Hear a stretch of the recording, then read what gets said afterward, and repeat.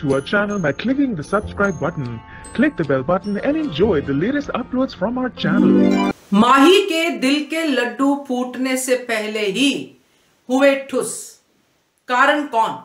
नमस्कार दोस्तों, स्वागत है आपका आपके अपने चैनल हंग्री स्पिरिट्स में। हंग्री स्पिरिट्स देख रहे सारे दर्शकों का मैं अंजू शर्मा दिल से स्वागत करती हूं। जब से राही और प्रेम के रिश्ते की बातें शुरू हुई हैं, राही और प्रेम की जो भी बातें होती हैं पर्सनली या जो भी पब्लिकली होती हैं, उस सब में माही का एक पॉइंट ऑफ व्यू दिखाया जाता है कि हर बार वो खुश होती है फिर ठुस होती है, खुश होती है ठुस होती है। इस बार जो हुआ है उसमें तो माही पूरी तरह से ऐसे हो गई थी कि बस अब तो राही आउट। मगर हुआ क्या? लड्डू फूटने से पहले ही ठुस हो गए।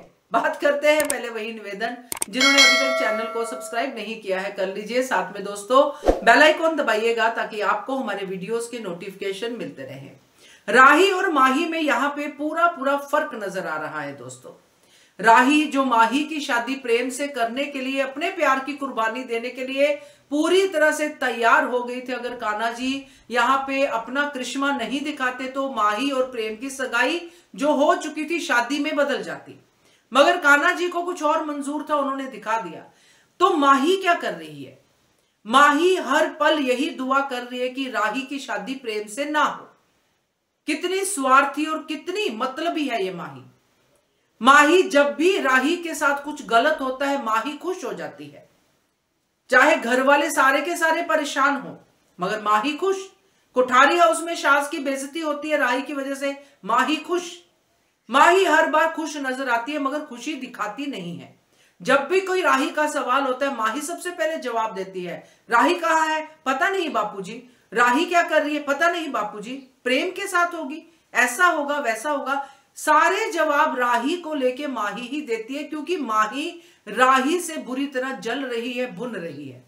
अब आज एक मौका मिला, राही पूरी तरह से कटघरे में आ गई क्योंकि राही प्रेम से मिलने चली गई। और जब ये खुलासा हुआ तो माही बड़ी खुश, क्योंकि माही ने देखा कि अनुपमा राही को डांट रही है।